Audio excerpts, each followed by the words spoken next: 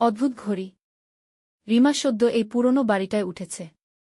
শহরের কোলাহল থেকে দূরে বনঘেরা নিঃসঙ্গ এক জায়গা। সবকিছু ঠিকঠাক চলছিল, কিন্তু এক রাতে ঘরের বাইরে কেউ নেই। দেয়ালের পুরনো ঘড়িটা রাহুল ঘরের ভেতর দাঁড়িয়ে ডায়েরি হাতে।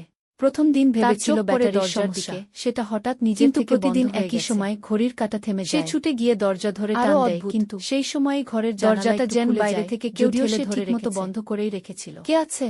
হালকা ঠান্ডা বাতাস ঘরে ঢোকে, আর কোথা থেকে যেন ফিসফিস করে কেউ বলে শুধু বাইরের করিডোরে কার যেন ধীরে ধীরে হাঁটার শব্দ। পর্ব 2, পুরনো ডায়েরি। এক রাতে ঘুম ভেঙে গেলে রিমা দেখে জানালার পাশে একটা পুরনো ডায়েরি। ফিসফিস করে ডায়েরির শেষ পাতা আবার হয়ে খুলে পড়ে, দেখে যদি তুমি এটা পড়ো তাহলে তুমি এখন আমার জায়গায়। সে ফিরে আসে, ডায়েরিটা ছিল ঘরের লাইট নিভে গেল। রাহুল জানালার দিকে এক খিমিরাখি নামের মেয়ে, সেই ছায়ামূর্তিটা আর জানালার পাশে লিখেছে একটা ছায়ামূর্তির কথা। এবার সে যে ঠিক রাত 3টায় আসে, ঘড়ির কাঁটা থেমে যায় এবং সে কাঁদে। সবচেয়ে ভয়াবহ ছিল শেষ পাতার লেখা, আজ আমি জানালাটা খুলে রেখেছি। হয়তো এবার সে আমাকে নিয়ে যাবে। পর্ব 3, সেই মুখ। রিমা সিদ্ধান্ত নিল, এবার সে সব রেকর্ড করবে। পরের রাত সে ক্যামেরা অন করে দেয়ালে ঘড়ির দিকে তাকিয়ে থাকে। 2:05 3:00 ঘড়ির কাঁটা হঠাৎ থেমে গেল। আর ঠিক তখনই ক্যামেরার স্ক্রিনে দেখা গেল অন্ধকার ঘর, শুধু ঘড়ির কাঁটা দেখা যাচ্ছে।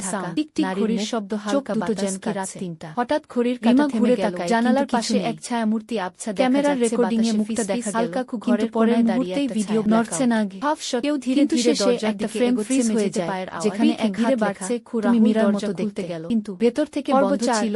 দরজা জোরে খুলে ফেলা। রিমা লাইব্রেরিতে খুঁজতে থাকে বাড়ির ইতিহাস। জানতে পারে সেই ঘরেই মীরা নামের এক তরুণী থাকত, যে নিখোঁজ হয় 1978 সালে। কেউ জানত না সে কোথায় গেল। বাড়ির পুরনো মালিক বলে মীরা রাতে কাউকে জানিয়ে বের হয়েছিল, তারপর আর ফেরেনি। তার ঘড়িও তখন থেমে গিয়েছিল ঠিক রাত 3টায়। পরে পাওয়া গিয়েছিল তার লেখা শেষ চিঠি, যদি আমি হারিয়ে যাই, জানবে সে আবার এসেছিল। রিমা ঘড়িটা খুলে দেখে ভিতরে একটা ছোট ছবির টুকরো, তাতে লেখা, মীরার আত্মা এখনও অপেক্ষা করছে একটিবার মুক্তির জন্য। রিমা জানে এবার সে জানালাটা পুরোপুরি খুলবে না। সে জানে সে মীরাকে দেখতে পেয়েছে, এখন তার দায়িত্ব তাকে মুক্তি দেওয়া অথবা ধরা পড়া। আপনি কি মনে করেন রিমা কি পারবে মীরাকে মুক্তি দিতে? নাকি সেও হয়ে উঠবে ইতিহাসের আরেক প্রেতাত্মা?